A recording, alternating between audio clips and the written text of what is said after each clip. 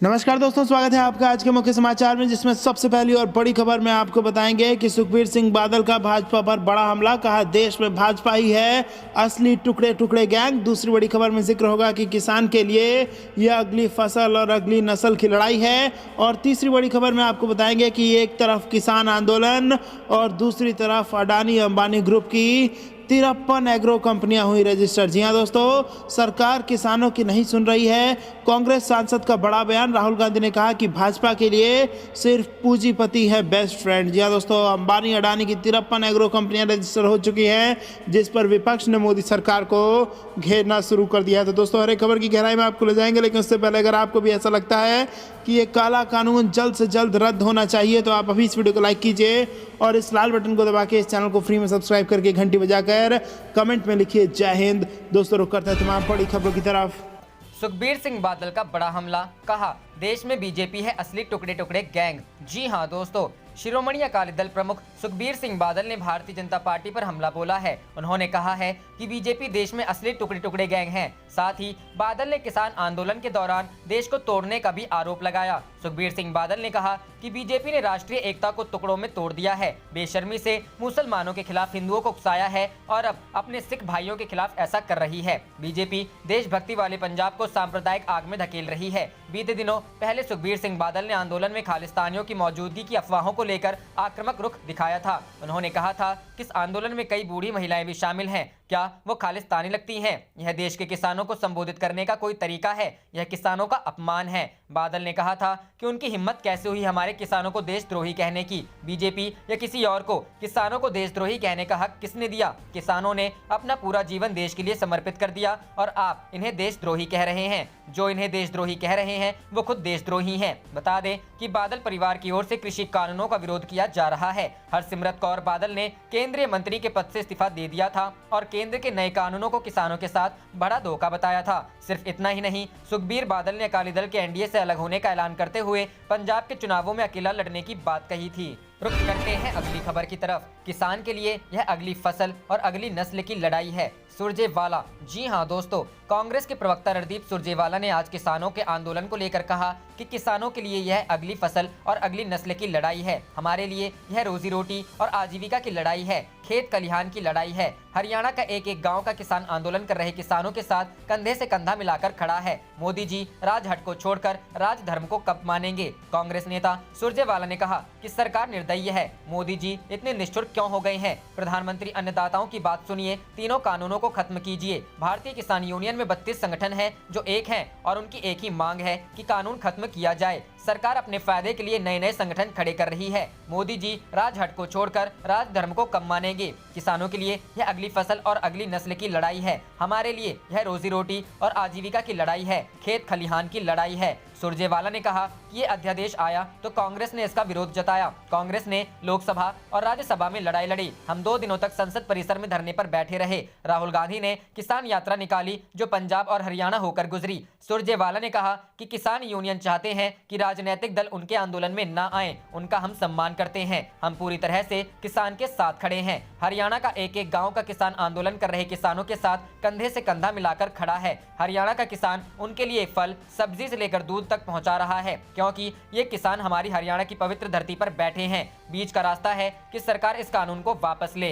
रुक करते हैं अगली खबर की तरफ। किसान आंदोलन। अडानी अंबानी ग्रुप की 53 एग्रो कंपनियां रजिस्टर, हमारी नहीं सुन रही सरकार, बोले कांग्रेसी सांसद। राहुल ने कहा बीजेपी के लिए पूंजीपति बेस्ट फ्रेंड। जी हां दोस्तों, किसानों के मुद्दे पर राहुल गांधी मोदी सरकार को घेरने में चूकते नहीं हैं। कांग्रेस सांसद जेएस गिल ने कहा कि कुछ महीने पहले ही अंबानी और अडानी ग्रुप की 53 एग्रो बेस्ट कंपनियां रजिस्टर्ड हो गई हैं। जंतर मंतर पर प्रदर्शन कर रहे किसानों के बीच उन्होंने कहा कि जब तक किसानों की आवाज नहीं सुनी जाएगी वह विरोध जारी रखेंगे। इसके बाद राहुल गांधी ने केंद्र सरकार पर आरोप लगाया कि बीजेपी की नजर में आंदोलनकारी किसान खालिस्तानी है। उन्होंने कहा कि अंबानी और अडानी केंद्र सरकार के सबसे अच्छे दोस्त हैं। उन्होंने ट्वीट किया, मोदी सरकार के लिए विरोध करने वाले छात्र राष्ट्र विरोधी हैं, चिंतित नागरिक अर्बन नक्सल हैं, प्रवासी मजदूर कोरोना फैलाने वाले हैं, बलात्कार की पीड़िता कुछ नहीं है और आंदोलनकारी किसान खालिस्तानी है। पूंजीपति उनके सबसे अच्छे दोस्त हैं। बता दें कि केंद्रीय कृषि कानूनों के खिलाफ दिल्ली के निकट कई स्थानों पर किसान संगठन पिछले करीब 3 सप्ताह से प्रदर्शन कर रहे हैं। वे इन कानूनों को वापस लेने की मांग कर रहे हैं। सरकार के साथ किसान संगठनों की कई दौर की बातचीत बेनतीजा रही है। किसान नेता राकेश टिकैत ने कहा, केंद्रीय कृषि मंत्री नरेंद्र सिंह तोमर भी किसान हैं। उनकी फसल किस कीमत पर बेची गई? यह एमएसपी पर बेची गई।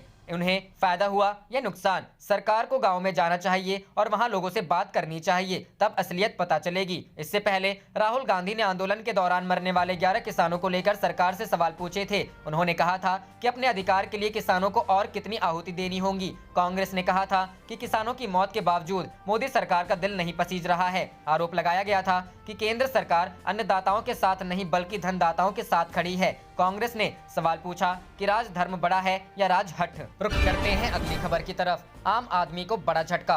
15 दिन में दूसरी बार बढ़े एलपीजी गैस सिलेंडर के दाम। आज इतने रुपए हुआ महंगा। जी हां दोस्तों, सरकार ने आम आदमी को बड़ा झटका दिया है। सरकार ने एक बार फिर एलजीपी गैस सिलेंडर की कीमतें बढ़ा दी है। एलपीजी गैस सिलेंडर की कीमतों में 50 रुपए प्रति सिलेंडर की बढ़ोतरी हुई है। इस बढ़ोतरी के बाद दिल्ली में बिना सब्सिडी वाले 14.2 किलोग्राम एलपीजी गैस सिलेंडर की कीमत बढ़कर 694 रुपए हो गई है। गैस सिलेंडर की कीमतों में 15 दिनों में यह दूसरी बढ़ोतरी है। इसके अलावा 19 किलोग्राम वाले कॉमर्शियल गैस सिलेंडर के भाव में 36 रुपए की बढ़ोतरी हुई है। नई कीमतें आज से लागू हो गई हैं। इसके पहले तेल कंपनियों ने 3 दिसंबर को गैस सिलेंडर के भाव में 50 रुपए का इजाफा किया था। 15 दिन में 100 रुपए महंगा हुआ गैस सिलेंडर। 15 दिनों में गैस सिलेंडर की कीमतों में 100 रुपए की तेजी आई है। 3 दिसंबर को एलपीजी गैस सिलेंडर के भाव में 50 रुपए की बढ़ोतरी हुई थी। वहीं आज एक बार फिर गैस सिलेंडर 50 रुपए महंगा हुआ है। इस तरह 15 दिनों में गैस सिलेंडर 100 रुपए महंगा हो गया है। रुक करते हैं अगली खबर की तरफ। दम है तो राष्ट्रगान बदल कर दिखाएं बीजेपी। पीएम को लिखे सुब्रमण्यम स्वामी के खत पर ममता बनर्जी का खुला चैलेंज। जी हां दोस्तों, पश्चिम बंगाल की मुख्यमंत्री ममता बनर्जी ने मंगलवार को भाजपा को चुनौती देते हुए कहा कि वो राष्ट्रगान बदल कर दिखाएं। उन्होंने भाजपा सांसद सुब्रमण्यम स्वामी द्वारा प्रधानमंत्री नरेंद्र मोदी को लिखे पत्र के संदर्भ में ये बात कही। उन्होंने एक सभा में कहा कि पश्चिम बंगाल में शरणार्थियों की कॉलोनियों को मान्यता दी गई है। एनआरसी, एनपीआर या सीएए से डरने की जरूरत नहीं है। उन्होंने भाजपा को निशाने पर लेते हुए कहा कि भगवा दल ने समुदायों के बीच दंगों और नफरत का नया धर्म बनाया। भाजपा कभी भी गोरखालैंड मुद्दे का कोई स्थायी समाधान नहीं खोज सकती, केवल तृणमूल कांग्रेस ऐसा कर सकती है। राष्ट्रगान बदलने को लेकर भाजपा सांसद सुब्रमण्यम स्वामी द्वारा हाल में प्रधानमंत्री को लिखे गए पत्र का जिक्र करते हुए उन्होंने कहा कि अगर इस तरह का दुस्साहस किया जाता है तो राज्य के लोग करारा जवाब देंगे। उन्होंने कहा वे हमारे देश का इतिहास बदलना चाहते हैं और अब राष्ट्रगान भी बदलना चाहते हैं। उन्होंने मंगलवार को केंद्र सरकार पर आरोप लगाया कि वह आईपीएस अधिकारियों को अपने अंदर सेवा देने के लिए तलब कर राज्य के अधिकार क्षेत्र में हस्तक्षेप कर रही है। बनर्जी ने केंद्र सरकार को राज्य में राष्ट्रपति शासन लगाने की चुनौती भी दी और पश्चिम बंगाल को दंगा प्रभावित गुजरात में बदलने का प्रयास करने के लिए आलोचना की। उन्होंने कहा कि भाजपा के राष्ट्रीय अध्यक्ष जेपी नड्डा के काफिले पर हमला नहीं किया गया और आश्चर्य जताया गया कि दोषी ठहराए गए अपराधी उनके साथ क्यों थे। बनर्जी ने कहा, अगर भाजपा और केंद्र सरकार सोचती है कि वे केंद्रीय बल यहां लाकर और राज्य कैडर के अधिकारियों का तबादला कर हमें डरा देंगे तो वे गलत सोच रहे हैं। केंद्र हमारे अधिकारियों को तलब कर रहा है। कोई भी नड्डा या उनके काफिले को चोट पहुंचाना नहीं चाहता था। रुख करते हैं अगली खबर की तरफ। फिर हो सकते हैं सीएए एनआरसी के विरोध में प्रदर्शन। जामिया शाहीन बाग में भारी पुलिस बल तैनात। जी हां दोस्तों, दिल्ली में एक बार फिर से संशोधित नागरिकता कानून और एनआरसी को लेकर प्रदर्शन शुरू हो सकते हैं। मिली जानकारी के अनुसार जेएनयू के छात्र संघ प्रकार का कदम उठा सकते हैं। ऐसे में दिल्ली पुलिस इस बार पहले से ही अलर्ट हो गई है। शाहीन बाग और जामिया नगर में भारी पुलिस बल तैनात कर दिया गया है। इन इलाकों में भीड़ एकत्रित करने की मनाही है। साथ ही हर किसी पर पुलिस की पैनी नजर है। सुरक्षा को कड़ी करते हुए दिल्ली पुलिस के साथ पैरामिलिट्री फोर्स को भी तैनात किया गया है। जानकारी के लिए आपको बता दें कि दिल्ली में साल 2020 की शुरुआत में ही संशोधित नागरिकता कानून और एनआरसी के खिलाफ धरना प्रदर्शन शुरू हो गए थे। पूरी दिल्ली के कई इलाकों में लोग धरने पर बैठे थे। इनमें से शाहीन बाग और जामिया का धरना लंबे समय तक सुर्खियों में बना रहा है। शाहीन बाग के धरने को अब तक सबसे लंबा धरना भी माना जा रहा है। वहीं इस स्थान से लोगों को हटाने के लिए सुप्रीम कोर्ट तक का सहारा लेना पड़ा। इसके बाद भी यहाँ पर धरने पर बैठी महिला अपने स्थान से नहीं हिली। इसी बीच दिल्ली में चुनाव भी हुए और धरना लगातार चलता रहा। दिल्ली चुनावों के बाद अनुसार 23 से 26 फरवरी के बीच दिल्ली में हो रहे प्रदर्शनों ने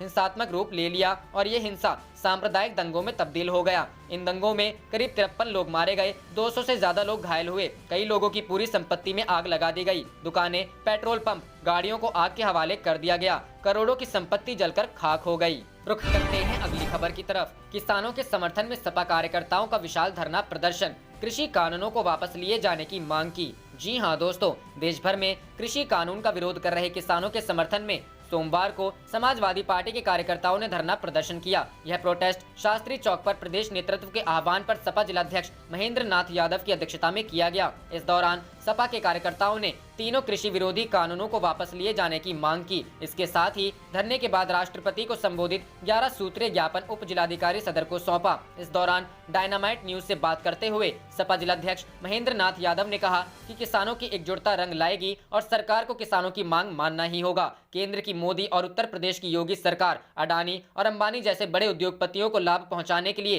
किसान हितों का गला घोंट रही है, इसे कतई बर्दाश्त नहीं किया जाएगा। वहीं धरने को संबोधित करते हुए पूर्व मंत्री राम प्रसाद चौधरी ने कहा कि पिछले 19 दिनों से दिल्ली बॉर्डर पर भारी तादाद में किसान 3 कृषि काले कानूनों को वापस लिए जाने की मांग को लेकर आंदोलित हैं। 11 किसान अपनी जान गंवा चुके हैं, लेकिन केंद्र की सरकार हटवादी रवैया अपनाए हुए हैं। यह स्थितियां लोकतंत्र में शुभ नहीं है। वहीं अगर राष्ट्रपति को भेजे 11 सूत्रीय ज्ञापन की बात करें तो इसमें किसान विरोधी तीनों कृषि कानूनों को वापस लेने, सरकार द्वारा घोषित समर्थन मूल्य पर फसलों की खरीद किए जाने, गन्ना किसानों का बकाया भुगतान कराए जाने, दिल्ली में संघर्षरत किसानों की मांगों को माने जाने, 7 दिसंबर 2020 से किसानों के समर्थन में सपा नेताओं पर दर्ज मुकदमों को वापस लिए जाने समेत कई अन्य मांग भी शामिल है। रुख करते हैं अगली खबर की तरफ। कोरोना का खतरा बताकर संसद का शीतकालीन सत्र रद्द, कांग्रेस बोली किसानों के मुद्दों पर सवाल से भाग रही मोदी सरकार। जी हां दोस्तों, संसद का शीतकालीन सत्र भी कोरोना महामारी के भेंट चढ़ गया है। देश में लगातार बढ़ते कोरोना के मामले के बीच संसद का शीतकालीन सत्र न बुलाने का फैसला किया गया है। संसदीय मामलों के मंत्री प्रहलाद जोशी ने कहा है कि सभी दल शीत सत्र न करने के पक्ष में हैं। उन्होंने बताया कि जनवरी में सीधे बजट सत्र होगा, यानी अब सीधे बजट सत्र होगा जिसमें बजट पेश किया जाएगा। कांग्रेस नेता और लोकसभा सांसद अधीर रंजन चौधरी का कहना है कि उन्होंने शीत सत्र को आयोजित नहीं किए जाने का सुझाव नहीं दिया था, बल्कि उन्होंने इसे आयोजित करने का सुझाव दिया था। उन्होंने आरोप लगाया है कि केंद्र सरकार संसद में किसान विरोध जैसे मुद्दे पर प्रश्नों से भागने की कोशिश कर रही है। आपको बता दें, पिछले साल बजट सत्र 31 जनवरी से शुरू हुआ था और उसके पिछले साल 2018 में यह 28 जनवरी से शुरू हुआ था। आपको बता दें, किसान आंदोलन जैसे मुद्दों पर बहस के लिए अधीर रंजन चौधरी ने लोकसभा अध्यक्ष ओम बिरला को पत्र लिखा था। उन्होंने मांग की थी कि संसद के शीतकालीन सत्र को शुरू किया जाए, चाहे यह कुछ ही दिनों के लिए ही हो। रुख करते हैं अगली खबर की तरफ। बीजेपी सरकार के लिए पूंजीपति सबसे अच्छे दोस्त, राहुल गांधी। जी हां दोस्तों, कांग्रेस के पूर्व अध्यक्ष राहुल गांधी ने आज बीजेपी सरकार पर निशाना साधते हुए कहा है कि केंद्र की भाजपा सरकार की नजर में आंदोलनकारी किसान खालिस्तानी और पूंजीपति ही उसके सबसे अच्छे दोस्त हैं। इतना ही नहीं, उन्होंने मोदी सरकार को लापरवाह बताते हुए कहा है कि वे कोरोना फैलाने वाले और छात्र विरोधी भी हैं। राहुल केंद्र सरकार पर सवाल उठाते हुए ट्वीट किया है कि मोदी सरकार के लिए विरोध करने वाले छात्र राष्ट्र विरोधी हैं, चिंतित नागरिक अर्बन नक्सल हैं, प्रवासी मजदूर कोरोना फैलाने वाले हैं, बलात्कार की पीड़िता कुछ नहीं है और आंदोलनकारी किसान खालिस्तानी हैं। उन्होंने कहकर यह सिर्फ पूंजीपति ही उसके सबसे अच्छे दोस्त हैं। उल्लेखनीय है कि केंद्रीय कृषि कानूनों के खिलाफ दिल्ली के निकट कई स्थानों पर किसान संगठन पिछले करीब 3 सप्ताह से प्रदर्शन कर रहे हैं। वे इन कानूनों को वापस लेने की मांग कर रहे हैं। सरकार के साथ किसान संगठनों की कई दौर की बातचीत बेनतीजा रही है और हाल ही में किसानों ने भूख हड़ताल भी की थी। रुख करते हैं अगली खबर की तरफ। राहुल के बयान का राउत ने किया समर्थन, कहा सरकार के खिलाफ बोलने वाले हो जाते हैं देशद्रोही। जी हां दोस्तों, कांग्रेस के पूर्व अध्यक्ष राहुल गांधी ने मंगलवार को आरोप लगाया कि केंद्र की भाजपा सरकार की नजर में आंदोलनकारी किसान खालिस्तानी और पूंजीपति उसके सबसे अच्छे दोस्त हैं। वहीं कांग्रेस नेता के इस बयान पर शिवसेना सांसद संजय राउत ने अपना समर्थन दिया है और कहा कि राहुल गांधी जी ने जो बात कही है वो देश की भावना है। संजय राउत ने कहा कि राहुल गांधी जी ने जो बात कही है वो देश की भावना है। जो भी सरकार के खिलाफ आवाज उठाएगा उसे आप देशद्रोही बोलेंगे। किसानों को आप देशद्रोही, पाकिस्तान और चीन के साथ साठगांठ है बोलेंगे। कल हम कुछ बोलेंगे तो हमें भी देशद्रोही बोलेंगे। गौरतलब है कि राहुल गांधी ने ट्वीट कर कहा कि मोदी सरकार के लिए विरोध करने वाले छात्र राष्ट्र विरोधी हैं, चिंतित नागरिक अर्बन नक्सल हैं, प्रवासी मजदूर कोरोना फैलाने वाले हैं, बलात्कार की पीड़िता कुछ नहीं है और आंदोलनकारी किसान खालिस्तानी हैं। उल्लेखनीय है कि केंद्रीय कृषि कानूनों के खिलाफ दिल्ली के निकट कई स्थानों पर किसान संगठन पिछले करीब 3 सप्ताह से प्रदर्शन कर रहे हैं। वे इन कानूनों को वापस लेने की मांग कर रहे हैं। सरकार के साथ किसान संगठनों की कई दौर की बातचीत बेनतीजा रही है। करते हैं अगली खबर की तरफ। कृषि कानूनों पर रार नहीं झुक रही मोदी सरकार, ट्विटर पर नरेंद्र सिंह तोमर के इस्तीफे की मांग। जी हां दोस्तों, केंद्र के कृषि कानूनों के खिलाफ किसानों का आंदोलन पिछले 19 दिनों से जारी है। टिकरी बॉर्डर, सिंघू बॉर्डर और गाजीपुर बॉर्डर समेत अन्य जगहों पर किसान नेताओं के साथ भारी संख्या में किसान अनशन पर है। सरकार के साथ कई दौर की बातचीत के बाद भी कोई समाधान नहीं निकला है। वहीं मोदी सरकार भी झुकने को तैयार नहीं है। इसी बीच ट्विटर पर कृषि मंत्री नरेंद्र सिंह तोमर के इस्तीफे की मांग हो रही है। ट्विटर पर यूजर सरकार की आलोचना करते हुए #नरेंद्र तोमर इस्तीफा 2 ट्रेंड करा रहे हैं। यूजर्स का कहना है कि किसान ठंड में अपने हक के लिए बैठे हैं और इस सरकार को कोई फर्क नहीं पड़ रहा। ऐसे में कृषि मंत्री नरेंद्र सिंह तोमर को इस्तीफा दे देना चाहिए। एक अन्य यूजर ने लिखा, पीएम मोदी को सिर्फ अदानी और अंबानी की चिंता है, गरीब किसान मरता है तो मरने दो, सरकार को शर्म आनी चाहिए। एक यूजर ने लिखा, नरेंद्र तोमर इस्तीफा दो सोचने वाली बात है, जिसने कोरोना महामारी में जनता को एक मास्क तक नहीं दिया, उल्टे मास्क और सैनिटाइजर की बिक्री पर जीएसटी लगा दिया। वह बंदा किसानों को जबरदस्ती करोड़पति बनाने पर तुला है।